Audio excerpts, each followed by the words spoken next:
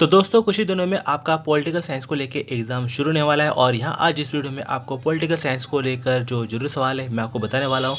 और साथ साथ यहाँ पर आपको मैं बताने वाला हूँ कि आपको पॉलिटिकल साइंस का पूरा जो क्वेश्चन पेपर होता है किस हिसाब से आता है और आपको किस हिसाब से करना होता है। और यहाँ मैं आपको ये बताने वाला हूँ कि कितने क्वेश्चन कितने मार्क्स वगैरह में आते हैं। और दोस्तों यहाँ आपके लिए एक और ख़ास बात, जी हाँ, कि पॉलिटिकल साइंस में आपके जितने भी चैप्टर है तो शुरू से लेकर लास्ट तक के जितने भी चैप्टर है तो हर चैप्टर से जो भी टॉप मोस्ट इंपॉर्टेंट क्वेश्चन है जो कि मैं ऑलरेडी करा चुका हूँ तो वो आपको हमारे प्लेलिस्ट में मिल जाएगी। कैसे, तो चलिए मैं आपको वो भी दिखा देता हूँ। तो इसके लिए सबसे पहले आपको करना क्या होगा, तो इसके लिए सबसे पहले आपको करना क्या है कि आपको यूट्यूब पर आपको सर्च करना है शर्मा टेक लर्निंग सेंटर। और जैसे अपना यूट्यूब पर सर्च करते हैं शर्मा टेक लर्निंग सेंटर तो आपके सामने यहाँ पे हमारा पर जो हमारे चैनल है शर्मा टेक लर्निंग सेंटर आ जाएगा। तो यहाँ पर आपको टाइप करना है। इसके बाद यहाँ पर आपको करना क्या है कि यहाँ पर थोड़ा सा ड्रॉप डाउन करेंगे और यहाँ आपको दिखती है आपकी प्लेलिस्ट। जी हाँ, तो यहाँ पर आपकी जो प्लेलिस्ट है आपको इस पर अपना टाइप करना है। इसके बाद यहाँ पर आपको आपके जो भी सब्जेक्ट है ऑलमोस्ट सभी सब्जेक्ट को लेकर यहाँ पर वीडियो मिल जाएगी और इसी में आपका बन जाता है यहाँ पर आपका पॉलिटिकल साइंस भी। तो यहाँ पर हमारा पॉलिटिकल साइंस है तो पॉलिटिकल साइंस के यहाँ पे हमारा पर 32 वीडियो है जो 32 चैप्टर है। तो हर चैप्टर से यहाँ पे आपको जो भी टॉप मोस्ट इंपॉर्टेंट क्वेश्चन है आपको वो भी मिल जाएंगे। तो वो सारे यहाँ पर आपको मिल जाएगा। तो चैप्टर वाइज आप सारे यहाँ पर क्वेश्चन आंसर तैयारी अपना कर सकते हैं फ्री में। तो इन सभी चैप्टर को अगर अपना अच्छे से कर लेते हैं तो आपका पॉलिटिकल साइंस से पास होना पक्का। और आज इस वीडियो में आपको बताने वाला हूँ कि पॉलिटिकल साइंस का पूरा क्वेश्चन पेपर किस हिसाब से आता है और आपको किस हिसाब से करना है। और यहाँ इस वीडियो में आपको कई सारे जरूरी सवाल है आपको मिल जाएंगे जो एग्जाम में आने के लिए जरूरी बनते हैं। तो दोस्तों मैं हूँ आपका दोस्त राज शर्मा। अगर आप हमारे चैनल पर नए हैं और अभी तक हमारे चैनल से जुड़े नहीं है तो जल्दी से चैनल को सब्सक्राइब करें ताकि आपको एनएस को लेकर हर तरह की आपको हेल्प होते रहे और हर तरह की आपको अपडेट आपको मिलते रहे। बाकी वीडियो के डिस्क्रिप्शन में आपको कई सारे जरूरी लिंक आपको मिल जाएंगे जो होने वाले एग्जाम की तैयारी में आपकी हेल्प करते हैं। और यहाँ चलिए सबसे पहले मैं आपको बताता हूँ कि यहाँ पर हमारा पर जो है कि हमारे के हिसाब से क्या हमारा बनता है। जैसे कि यहाँ पर हमारा पर अगर बात की जाए यहाँ पे हमारे प्रश्नों की संख्या की तो प्रश्न की जो संख्या है लगभग हमारे पे 23 हो सकती है, जिसमें हमारा पे कहा जाता है कि अपना दीर्घ उत्तरीय प्रश्न जिनकी संख्या 5 होगी यानी जो बड़े हमारा पर क्वेश्चन आंसर होते हैं जो लगभग यहाँ पे हमारा पर 8-10 नंबर के हो सकते हैं जो कि हमारा बनते हैं 5। और ऐसे हमारा पर जो है कि थोड़े से हमारे बन सकते हैं अपना जो मीडियम हमारा पर क्वेश्चन आंसर जो कि हमारे 5 नंबर के आते हैं। तो ऐसे आपके क्वेश्चन है जो कि अपना 8 बन सकते हैं। और ऐसे हमारे छोटे छोटे क्वेश्चन आते हैं जो कि 2 नंबर के आते हैं जिनकी संख्या ज़्यादा होती है जो कि हमारे पर लगभग 10 हो सकते हैं। तो कुल मिला के यहाँ पे हमारे पर 23 क्वेश्चन है जो कि पूरा हमारा बनते हैं 100 मार्क्स। और इसी तरह अगर बात करी जाए हमारा पर कि किस अपना विषय से कितने क्या क्वेश्चन आ सकते हैं तो यहाँ देखा जाए इसको लेके अपना कोई कंफर्म नहीं है, किसी से भी थोड़ा बहुत आगे पीछे हो सकता है। लेकिन फिलहाल अपना देखा जैसे कि व्यक्ति राज्य और विश्व विषय से लगभग 14 नंबर के सवाल आ सकते हैं। भारतीय संविधान के विभिन्न पहलू से आपके लगभग 15 नंबर के सवाल आ सकते हैं। सरकार के अंग केंद्र तथा राज्यों के स्तर पर लगभग 17 नंबर के सवाल आ सकते हैं। लोकतंत्र की कार्यप्रणाली से लगभग 12 नंबर के सवाल आ सकते हैं। सरकार का संगठन से लगभग 15 नंबर के सवाल आ सकते हैं। और ऐसे यहाँ हमारा बनता है लास्ट में हमारा पर जो है कि जैसे लोकतांत्रिक विकेंद्रीकरण 12 नंबर सवाल। और दोस्तों यहाँ क्या है कि लास्ट में आपको मिलते हैं यहाँ पर ऑप्शन, आपको 2 ऑप्शन मिलते हैं। जी हाँ, तो दोनों में से कोई एक ही आपको करना होता है। जैसे कि पहला विकल्प आपको मिल जाता है भारतीय राजनीति के कुछ उभरते मुद्दे, दूसरा विकल्प मिल जाता है भारत में स्वाधीनता संघर्ष और संवैधानिक विकास। तो दोनों में से कोई आपको एक करना होगा। आप दोनों मिला के नहीं कर सकते या दोनों नहीं कर सकते तो दोनों में से कोई एक करना होगा। जी हाँ, बाकी थोड़ा बहुत इसमें अपना आगे पीछे चेंजेस हो सकते हैं। तो चलिए दोस्तों अब मैं आपको बताता हूँ कि कौन कौन से कितने क्वेश्चन आते हैं किस हिसाब से आते हैं। तो अब यहाँ पे हमारा पर जो कि हमारा पर जैसे कहा जाता है कि पूरा यहाँ पे हमारा पर 100 मार्क्स का क्वेश्चन पेपर आएगा जिसके लिए आपको मिलेंगे 3 घंटे। और इस 100 में से आपको जो है पास होने के लिए चाहिए होते हैं 33 नंबर। अगर आपने असाइनमेंट सबमिट कराया है तो ऐसे में अगर अपना जो है कि 27 भी आप नंबर ले आते हैं और बाकी की अगर आपके जो 20% आपके असाइनमेंट है अगर इस 20% में से अगर आपके अपना लगभग अगर आपको जो है कि 7 नंबर भी मिल जाते हैं तो भी इनको मिलाकर पास कर दिया जाएगा। तो चलिए शुरू करते हैं क्वेश्चन आंसर। अब यहाँ पे हमारा पहला सवाल जो कि यहाँ पर आपको 2 नंबर के आते हैं तो 2 नंबर के सवाल में यहाँ पे हमारा बनता है जैसे मानवाधिकारों की किन्हीं 2 विशेषता को लेकर कि मानवाधिकार क्या है, जो हमारे एक तरह से अंतर्राष्ट्रीय अधिकार है जो विश्व के लगभग सभी नागरिकों को मिलते हैं। मानव होने के नाते लोगों के पास अधिकार गरिमापूर्ण तथा मानव जीवन जीने और सब लोगों को यह अधिकार दिलाने की दिशा में काम करने का सबसे जरूरी अधिकार है। जाति, रंग, भेद, धर्म और लिंग के आधार पर इन अधिकारों में किसी भी तरह से उनको वंचित नहीं किया जा सकता। अब मानवाधिकार सार्वभौमिक है, क्योंकि मानवाधिकार जो है कि हर जगह लगभग सभी देशों में हमारा पर चलता है सार्वभौमिक अधिकार, और ये मानवाधिकार हमारे देश के मौलिक अधिकारों से काफ़ी मिलते जुलते हैं। और ऐसे यहाँ पर अगर बात करें क्वेश्चन पे हमारे पर 2 की, और दोस्तों यहाँ आपको एक और चीज़ का ध्यान रखना है कि आप पहले वो क्वेश्चन करिए जो आपको काफ़ी अच्छे से आते हैं, बाद में वो भी करिए जो आपको नहीं भी आते हैं, छोड़ना कोई नहीं है। पहले वो करिए जो आपको काफ़ी अच्छे से आते हैं, बाद में वो भी करिए जो आपको नहीं भी आते हैं, क्योंकि छोड़ दोगे तो छोड़े हुए क्वेश्चन में आपको टीचर नंबर नहीं देने वाला है, लेकिन गलत भी लिखोगे तो भी क्या है कुछ ना कुछ नंबर आने के चांस रहते हैं। और ऐसे क्वेश्चन पे हमारे पर दूसरे पे हमारे पे कहा जाता है, श्रीलंका में भारतीय तमिलों की समस्या को स्पष्ट करें। कि श्रीलंका है, श्रीलंका में हमारा पर कुछ भारतीय तमिल भी है जो अपना तो बहुत से भारतीय तमिल है जो श्रीलंका में अपना गलती से है वहाँ पहुँच जाते हैं, और तो इनको अपना काफ़ी समस्याओं का सामना करना पड़ता है। जैसे श्रेणियों में तमिल प्रभुत्व का डर है जो कि जातीय संघर्ष का मुख्य कारण है। दोनों समुदायों के बीच इस भेद का ब्रिटिश शासकों ने श्रेणियों की बढ़ती राष्ट्रीयता को कम करने में किया। तमिलों में प्रशासनिक ढांचे में प्रवेश की अनुमति दी गई और धीरे धीरे उन्होंने व्यापार और व्यवसायों पर नियंत्रण कर लिया। आर्थिक संसाधनों की कमी और अवसरों तथा अपने ही लोगों को बढ़ते दबाव के कारण श्रीलंका सरकार भारत और सिलोन और तमिलों की महत्ता को कम करने के लिए कदम उठाने के लिए बाध्य हो गई। तो इस हिसाब से अपना ले सकते हैं यहाँ पे हमारा पर। और आगे बढ़ते हुए क्वेश्चन की ओर, क्योंकि यहाँ पर आपको ज़्यादा बड़े क्वेश्चन आपको करने नहीं है। आपको करना क्या है कि आपको अपना मार्क्स के हिसाब से आपको आंसर करने हैं, और जहाँ तक हो सके आप आंसर पॉइंट्स में करिए। अगर 2 नंबर सवाल है तो 2 पॉइंट्स, 3 नंबर सवाल है तो 3 पॉइंट्स, 5 नंबर सवाल है तो 5 पॉइंट्स। तो आप कोशिश करिएगा कि जितना हो सके अपना आंसर पॉइंट्स में करें, क्योंकि पॉइंट्स में करेंगे तो जितने नंबर सवाल उतने पॉइंट्स, और उतने पॉइंट्स उतने नंबर आपको मिलेंगे।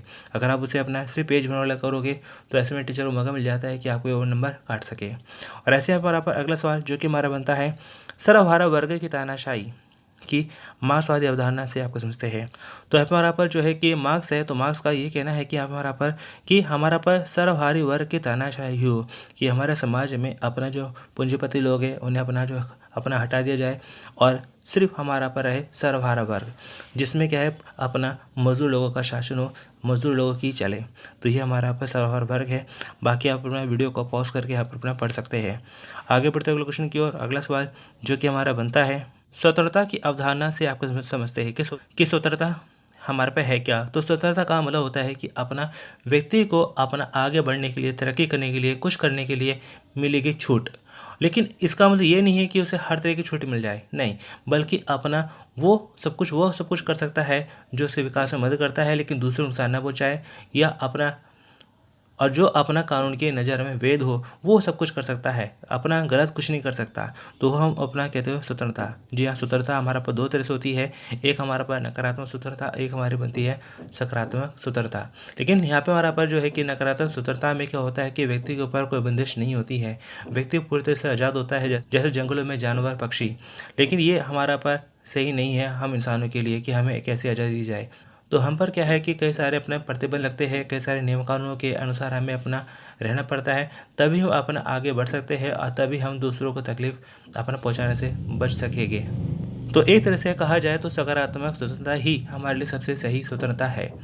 और यहाँ पे हमारा पर ऐसे बनता है, राज्य के आश्रय तत्व क्या है। तो राज्य के आश्रय तत्व यानी कि ऐसे कौन से तत्व है कि अपना राज्य के लिए होने जरूरी है, कि अगर इनमें से अगर एक भी तत्व नहीं होगा तो वो राज्य नहीं कहलाया जा सकता। जैसे यहाँ पर जनसंख्या की जो भी राज्य है उस राज्य में जनसंख्या का होना बहुत जरूरी है। भूभाग यानी कि अपना उसकी जो सीमा है होनी बहुत जरूरी है, कि यहाँ से यहाँ तक जो है कि अपना ये कोई राज्य है तो उसका अपना एक जो बॉर्डर एरिया होना जरूरी है। दूसरा हमारा बनता है सरकार, कि उस राज्य में अपना सरकार का होना बहुत ज़रूरी है। प्रभुसत्ता, कि उस राज्य में अपना प्रभुसत्ता का होना बहुत ज़रूरी है, शासन व्यवस्था होना बहुत ज़रूरी है, तभी हमारा पर कोई राज्य कहलाएगा। लोकसभा के अध्यक्ष के कार्यों का उल्लेख करें, कि यहाँ पे हमारा पर लोकसभा है तो लोकसभा के यहाँ पर हमारा पर अध्यक्ष के रूप में क्या क्या कार्य होते हैं, अध्यक्ष के क्या कार्य होते हैं। तो लोकसभा के सभापति को अध्यक्ष कहा जाता है, उसे सदन के सदस्य निर्वाचित करते हैं। यदि लोकसभा भंग कर दी जाए तो भी वह तब तक अध्यक्ष बने रहता है जब तक कि अगला सदन उसके स्थान पर नहीं आ जाता, और सभी संसदीय मामलों में उसका निर्माण अंतिम होता है। वह संसदीय प्रक्रिया के उल्लंघन संबंधी उठाए गए प्रश्नों पर भी अपना निर्णय देता है। जो अंतिम होता है वह खुद सदस्यों के अधिकारों तथा विशेषाधिकारों की रक्षा करता है। तो ये यहाँ पे अपना 2 नंबर सवाल है, 2 नंबर के हिसाब से अपन इसमें कर सकते हैं। आगे बढ़ते अगले क्वेश्चन की ओर। अगला सवाल जैसे कि यहाँ पर मैं बताऊँ नंबर 7, जो कि यहाँ पर 2 नंबर सवाल है, जिसमें हमारा पर कहा भी जाता है एकल संक्रमणीय मत प्रणाली क्या है। एकल संक्रमणीय मत प्रणाली, तो इसे अपना हेयर सिस्टम अथवा आर्द्र योजना के नाम से भी जाना जाता है। इस प्रणाली के अंतर्गत एक मतदाता केवल एक ही मत देने का अधिकार होता है। एकल संक्रमणीय मत प्रणाली, जिसमें एक व्यक्ति एक वोट, लेकिन यदि वह अपने इस वोट को किसी दूसरे प्रत्याशी को भी बदल कर देता है, इसके लिए उसे मतपत्र पर अपनी वरीयता दर्ज करनी पड़ती है। तो ये हमारा बनता है एकल संक्रमणीय मत पद्धति प्रणाली। तो यहाँ पे हमारा पर जैसे मैंने आपको बताया कि आपको क्वेश्चन कोई भी नहीं छोड़ना, आपको सारे क्वेश्चन आपको अटेम्प्ट करने हैं। जो पहले आता है पहले आप उसको वो अच्छे से करिए और क्वेश्चन नंबर जरूर लिखिएगा। जी हाँ, क्योंकि आप में से बहुत से ऐसे होते हैं जो आंसर तो लिख देते हैं लेकिन क्वेश्चन नंबर डालना भूल जाते हैं, या क्वेश्चन नंबर इस तरह से लिखते हैं कि कई बार उसको समझना मुश्किल हो जाता है कि ये क्वेश्चन नंबर लिखा क्या है। इसलिए क्वेश्चन नंबर आंसर नंबर आप बिल्कुल सही से लिखिएगा और जरूर लिखिएगा। और ऐसे हमारा पर क्वेश्चन नंबर बनता है हमारा पर 8वां, क्या भारत का संविधान कठोर अथवा लचीला है?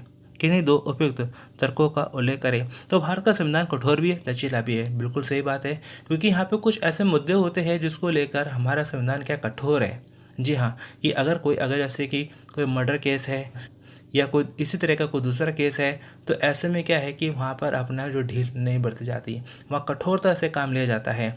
लेकिन अगर कोई छोटा मोटा मुद्दा बनता है, जैसे कि कोई व्यक्ति है अपना सड़क पर अपना जैसे शराब पी के हंगामा कर रहा है, या फिर अपना क्या है कि अपना जो है कि कुछ छोटी मोटी अपना वारदात हुई है, तो ऐसे में क्या है कि अपना जो उस व्यक्ति को अपना जो फाइन लगाकर या उसको अपना चेतावनी देकर अपना छोड़ दिया जाता है। तो कुछ मुद्दों में अपना क्या है कि लचीलापन है, तो कुछ मुद्दों में क्या कठोर भी है।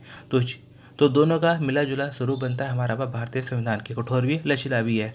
और ऐसे अगर आप बात करें अपना अगला क्वेश्चन जो कि हमारा बनता है क्वेश्चन पर हमारा पर 9, तो क्वेश्चन में यहाँ पर 9 है। 9 में हमारा पर कहा जाता है कि राज्यसभा के सदस्य का निर्वाचन किस प्रकार होता है, उसका कार्यकाल क्या होता है। तो राज्यसभा का सदस्य बनने के लिए योग्यता इस प्रकार है। तो भारत का नागरिक होना चाहिए, उसकी आयु कम से कम 30 वर्ष होनी चाहिए, उसे शपथ या प्रतिज्ञान लेना होता है कि वह भारत के संविधान के प्रति निष्ठा तथा विश्वास बनाए रखेगा।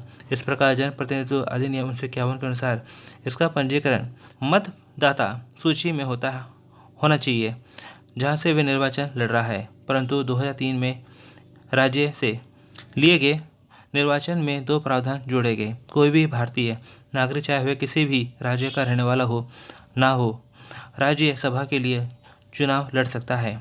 राज्यसभा के सभी सदस्यों की अवधि 6 वर्ष के लिए सुरक्षित रहती है।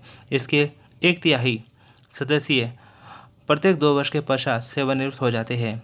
वे यदि चाहे तो पुनः चुनाव लड़ सकते हैं, परंतु यदि कोई सदस्य मध्यावधि चुनाव में निर्वाचित होता है तो वह केवल शेष बची अवधि के लिए ही राज्यसभा का सदस्य अपना रहेगा। और इस प्रकार निर्वाचन प्रक्रिया सभा को निरंतर सुनिश्चित बनाए रखना होता है।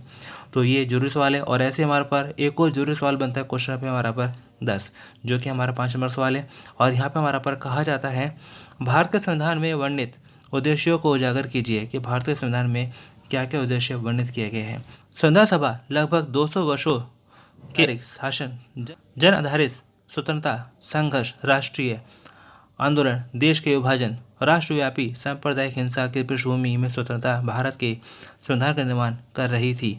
इसलिए संविधान निर्माता जन आकांक्षाओं की पूर्ति की देश की एकता व अखंडता तथा लोकतांत्रिक समाज की स्थापना के प्रति सचेत थे।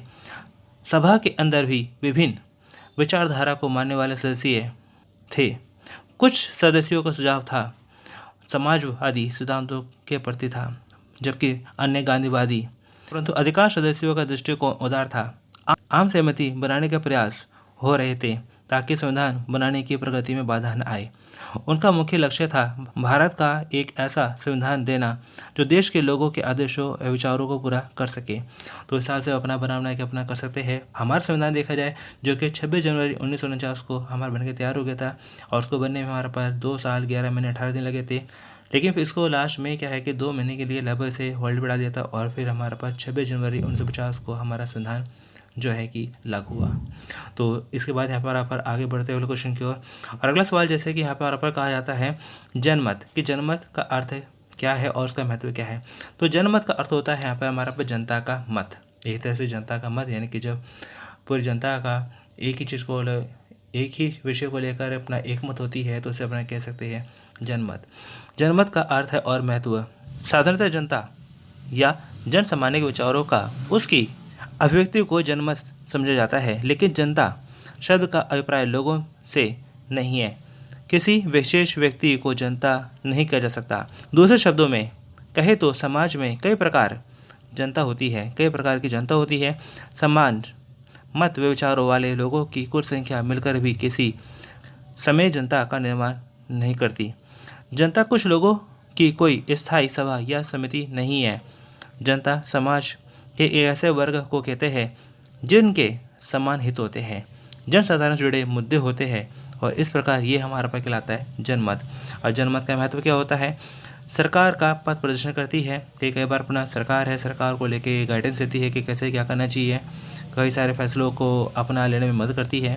और ऐसे हमारा बनता है जैसे कि कानून निर्माण में सहायक भी करती है, कि कई बार जनता है अपना जो सरकार को अपना जो है कि बताती है अपने मतों के द्वारा या अपने सोशल मीडिया के द्वारा कि किस तरह के कानून का निर्माण होना चाहिए।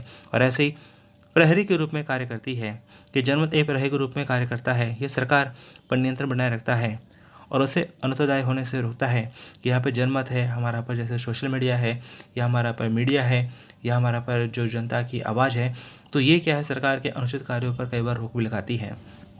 इसके अलावा यहाँ पर अधिकारियों व स्वतंत्रता का रक्षक भी बनता है, कि हमारा पर जो जनता के जो अधिकार बनते हैं, यहाँ पर हमारा देश के नागरिकों के जो अधिकार बनते हैं, स्वतंत्रता बनती है, तो उसकी रक्षा भी करती है। और इसी के साथ यहाँ पर अगला सवाल जो कि हमारा बनता है पंचशील के सिद्धांत। जी हाँ, तो भारत है, भारत के हमारा पंचशील के सिद्धांत बनते हैं, और भारत है, भारत का मानना भी है कि अगर कोई भी देश इन 5 सिद्धांतों को अपनाएगा तो ऐसे में वो देश तरक्की कर जाएगा। जी हाँ, तो क्या है 5 सिद्धांत, तो चलिए जान लेते हैं। तो पंचशील, तो नेहरू विश्व शांति के पक्षधर थे, उन्होंने उनके विकास के लिए शांति और समान जाति के अस्तित्व के बीच की कड़ी को समझा। वे 2 विश्व युद्ध के कारण हुए विनाश को देख चुके थे और जानते थे कि एक देश के प्रगति के लिए दीर्घ शांति काल की आवश्यकता होती है। बिना शांति के विकास संबंधी सामाजिक आर्थिक प्राथमिक पीछे धकेल दी जाती है। परमाणु हथियारों के उत्पादन के कारण नेहरू का शांति के दर्शन का पर विश्वास और अधिक बढ़ गया।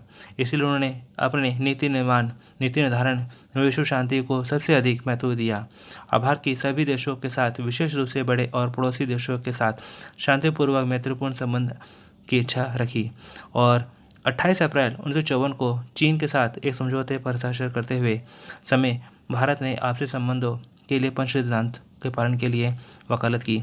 तो ये 5 सिद्धांत क्या बनते हैं, एक दूसरे क्षेत्रीय अखंडता पर संपूर्णता का सम्मान करना, परस्पर अनाक्रमण करना, मतलब एक दूसरे पर हमला नहीं करेंगे, एक दूसरे के आंतरिक मामलों में हस्तक्षेप नहीं करेंगे, समानता और पारस्परिक हित को बढ़ावा देंगे, और शांति और सहअस्तित्व को बढ़ावा देंगे।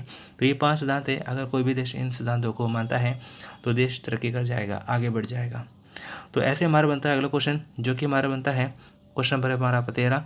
क्वेश्चन नंबर 13 में हमारे पे कहा जाता है भारत पाकिस्तान संबंधों के संदर्भ में कश्मीर के मुद्दे पर प्रकाश डालिए। तो भारत पाकिस्तान में अपना जो एक मुद्दा है, कश्मीर का मुद्दा है, बहुत पुराना मुद्दा है, तो जो कि आप यहाँ पर वीडियो को पॉज करके अपना पढ़ भी सकते हैं। और यहाँ पे जाता समझता हूँ कि आप उसको अपनी तरफ से बना के भी कर लेंगे, तो ज़्यादा मुश्किल है नहीं, आसान सा सवाल है। क्योंकि क्या है कि अगर मैं आपको यहाँ पर ज़्यादा मैं आपको क्वेश्चन को अगर मैं डिटेल में बताऊँगा तो वीडियो क्या है कि काफ़ी लेंथी हो जाएगा।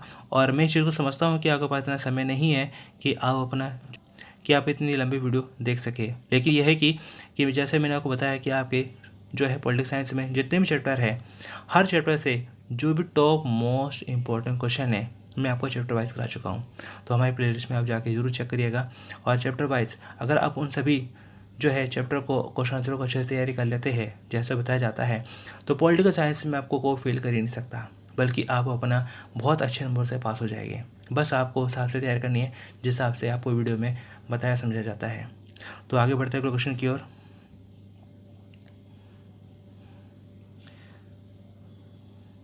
एक यहाँ पे हमारा सवाल बनता है क्वेश्चन पे हमारा 14, जिसमें हमारा कहा जाता है अन्य पिछड़ा वर्ग जिसे अपना कहते हैं ओबीसी, अदर बैकवर्ड क्लास के लिए आरक्षण को आप किस प्रकार उचित ठहराएंगे। तो यहाँ पे हमारा पर भारतीय संविधान, भारतीय सरकार ने हमारा पर ओबीसी के लिए भी हमारे पर रिजर्वेशन रखा है, क्योंकि हमारा पर क्या है कि कई जगहों पर हमारा पर रिजर्वेशन होता है एससी एसटी, और वैसे हमारा बनता है ओबीसी।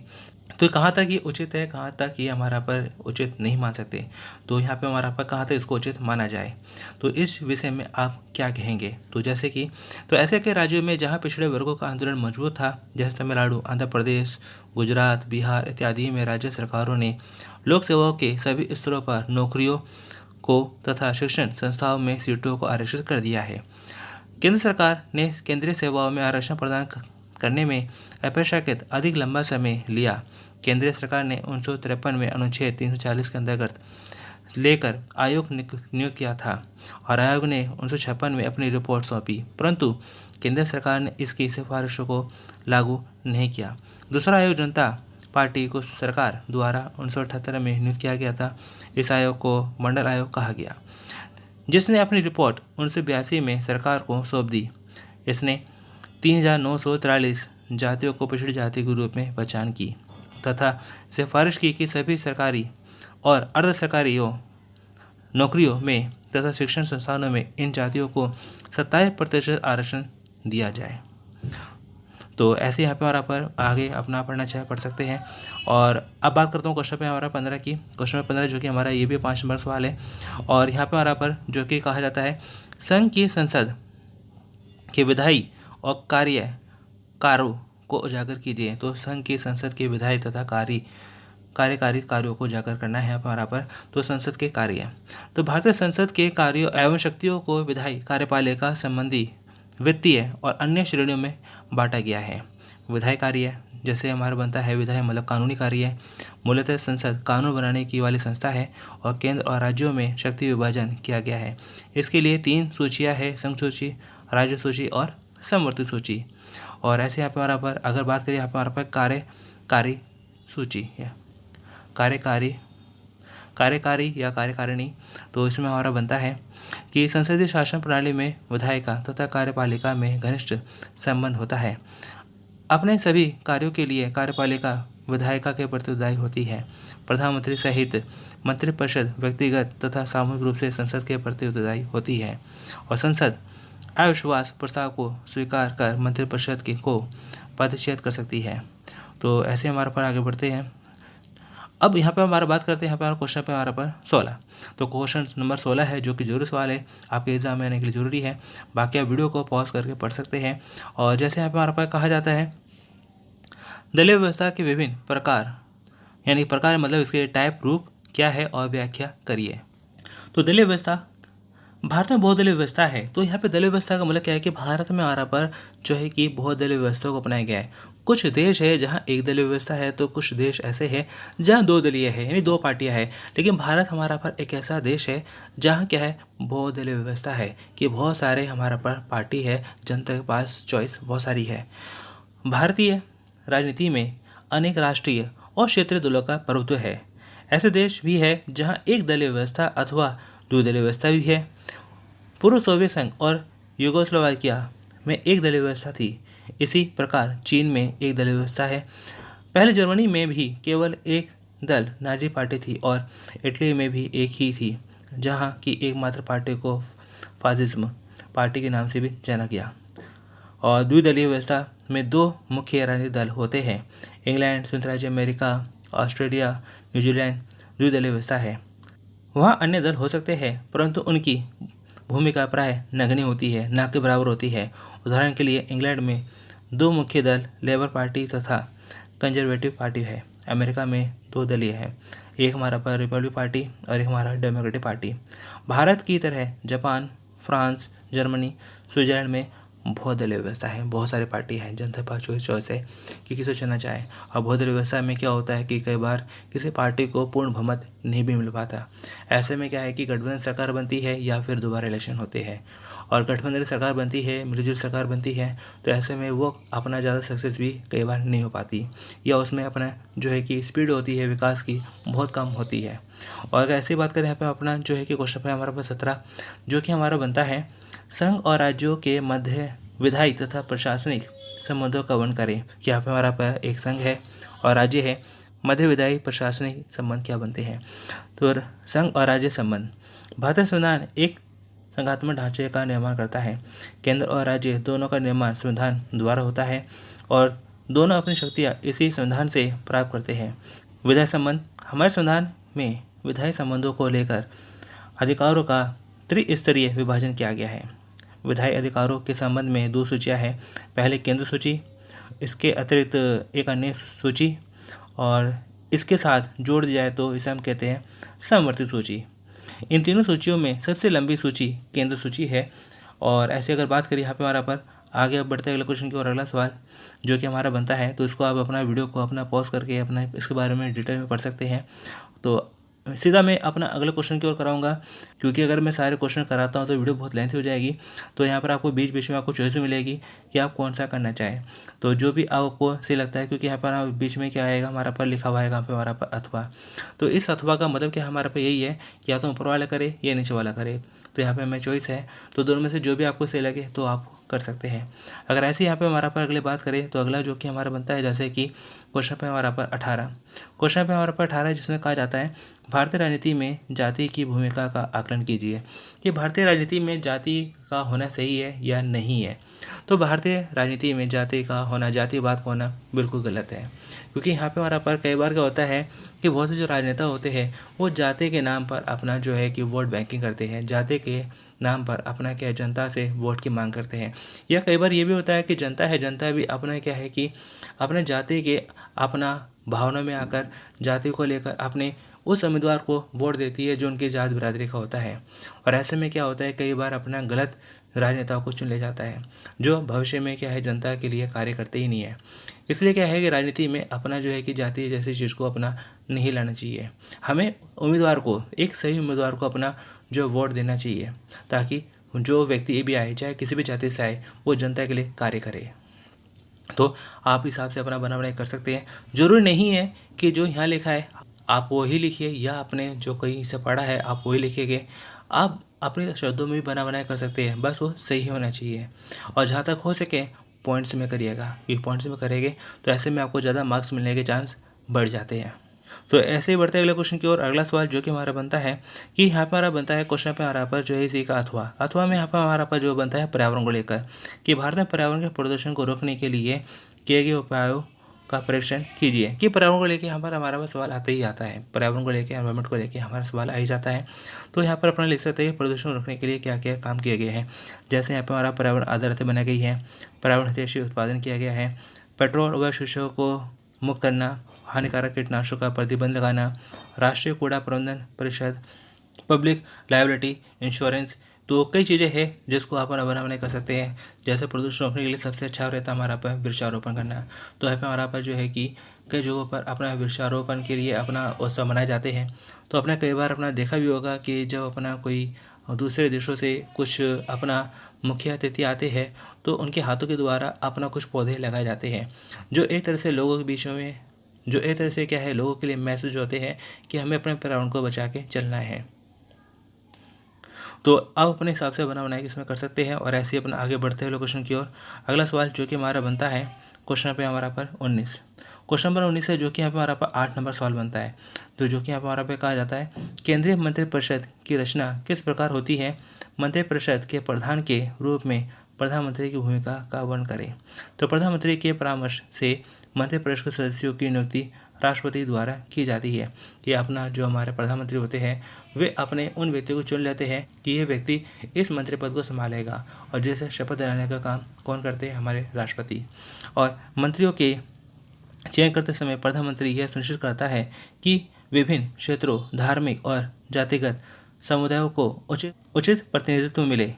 गठबंधन की सरकार के सभी घटक दलों को उचित प्रतिनिधित्व देना ही पड़ता है। प्रधानमंत्री मंत्रियों में विभागों को बांटने में निर्णय लेता है तथा अपनी इच्छा से उनमें परिवर्तन भी कर सकता है कि अपना जो मंत्रियों की नीति की है, अगर लगे कि अपना वो मंत्री अपने उस पद पर ठीक से कार्य नहीं कर रहा है तो अपना जो प्रधानमंत्री है उस मंत्री को अपना हटा भी सकता है, या किसी और अपना डिपार्टमेंट भेजना चाहे तो दूसरा उसका डिपार्टमेंट भी चेंज कर सकता है। तो ऐसे हमारा बनता है तो इसको आप अपना जो है कि बना लिख सकते हैं कि कुल मिला के यहाँ पर आपको जो प्रधानमंत्री है तो प्रधानमंत्री के बारे में लिखना है यहाँ पर कि वो अपने मंत्रिपरिषद को लेके किस तरह से क्या काम करता है। तो यहाँ पर आप वीडियो को पॉज करके आप अपना लिख भी सकते हैं। और ऐसे यहाँ पर आप आगे बढ़ते हुए क्वेश्चन की ओर, जो कि हमारा बनता है क्वेश्चन नंबर हमारा पर 20।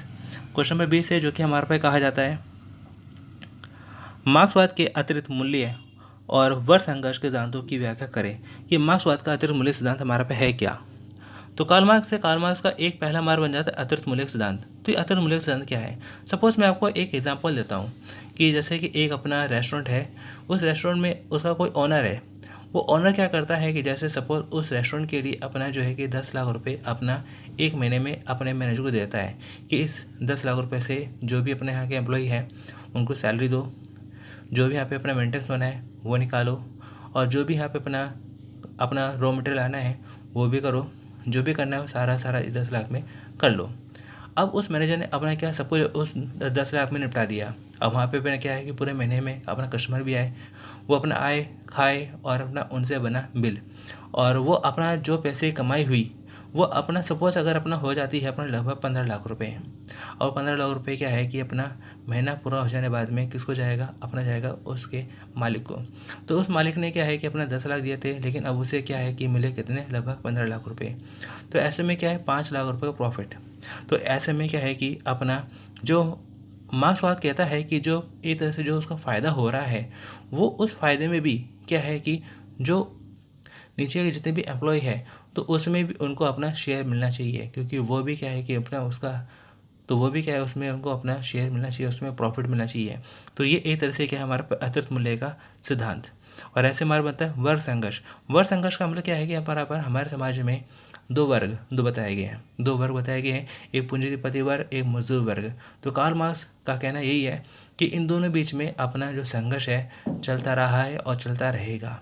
तो ये वर्ग संघर्ष की पूंजीपति है अपना वो शोषण अपना करते रहते हैं मजदूरों का। अब मजदूर है वो अपना हमेशा काम करते रहते हैं और हमेशा मजदूर के मजदूर अपना बने रहते हैं, उन्हें अपना उनका हक नहीं मिल पाता है।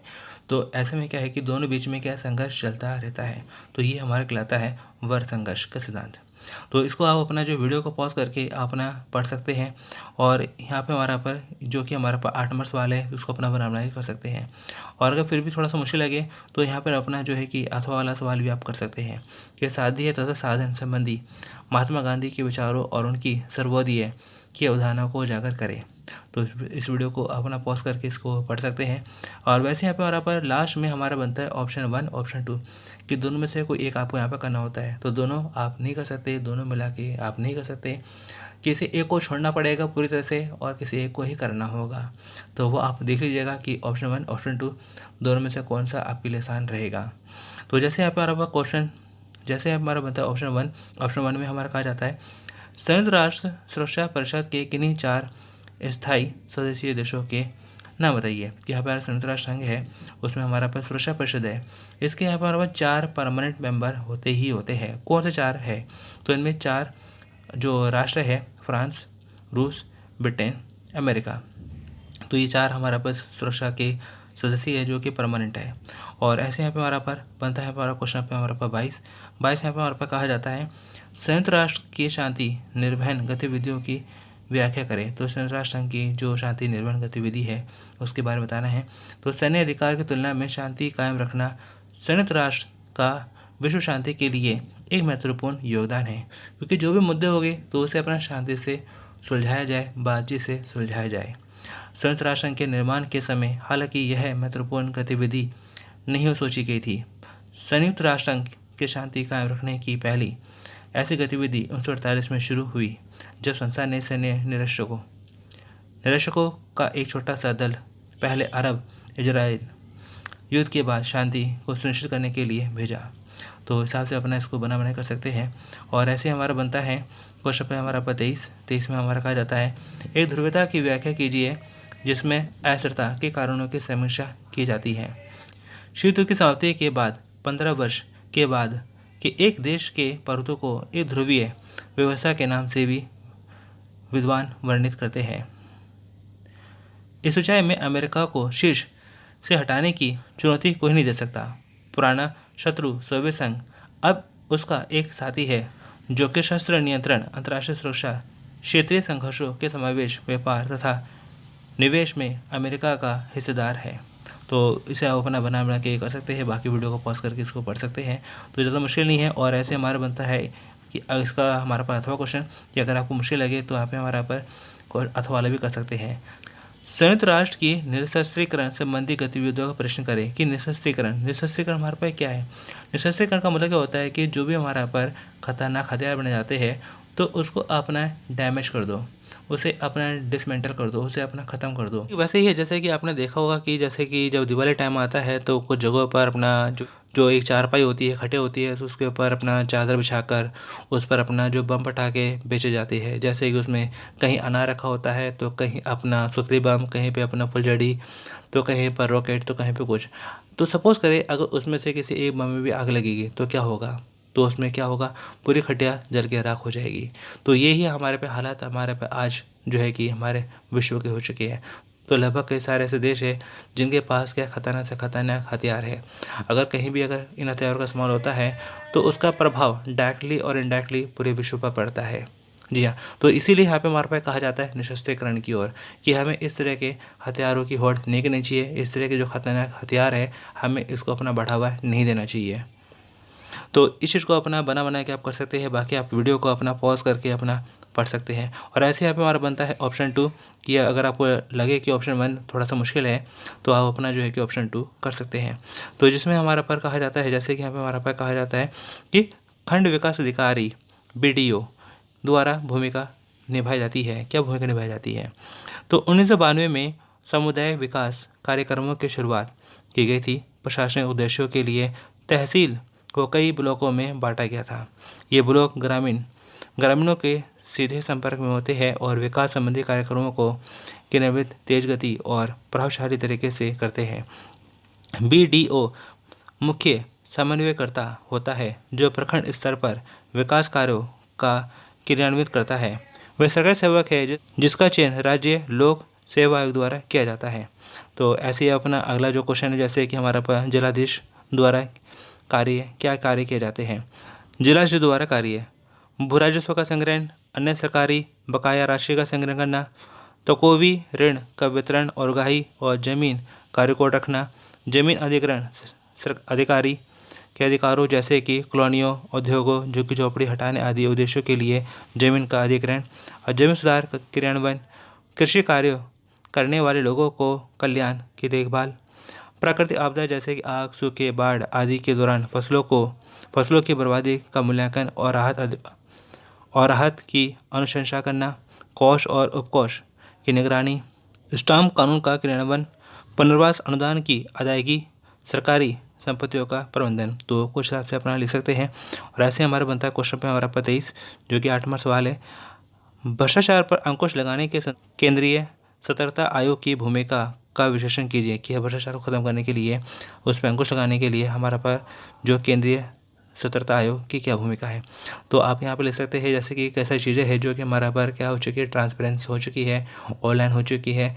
कई सारे ट्रांजेक्शन है कई चीज़ों को लेकर जो कि हमारा पर ऑनलाइन ही होते हैं। तो ऐसे में क्या है कि भ्रष्टाचार पर जो है कि एक बहुत बड़ी नकेल कसी जा चुकी है और आगे आने वाले टाइम में भी अपना इसको और ज़्यादा मजबूत किया जाएगा और सुधार किया जाएगा। तो ऐसे हमारा बनता है अगला सवाल, जो कि हमारा बनता है इसका अथवा सवाल, जो कि हमारा बनता है संघ लोक सेवा आयोग की रचना और उसके कार्यों की विवेचना करें। तो संघ लोक सेवा आयोग का गठन केंद्र सरकार के उच्च अधिकारियों लोक सेवाओं के लिए संविधान में केंद्रीय लोक सेवा आयोग UPSC की स्थापना का प्रावधान है। आयोग के सदस्यों की संख्या और उनकी सेवा शर्तें राष्ट्रपति द्वारा तय की जाती है, जिसका मतलब सरकार है। यह तय किया गया है कि आयोग में एक अध्यक्ष और 6 से 8 सदस्य होंगे। इस समय आयोग के सदस्यों की संख्या अध्यक्ष समेत 9 है। आयोग के अध्यक्ष और सदस्यों की नियुक्ति राष्ट्रपति द्वारा होती है।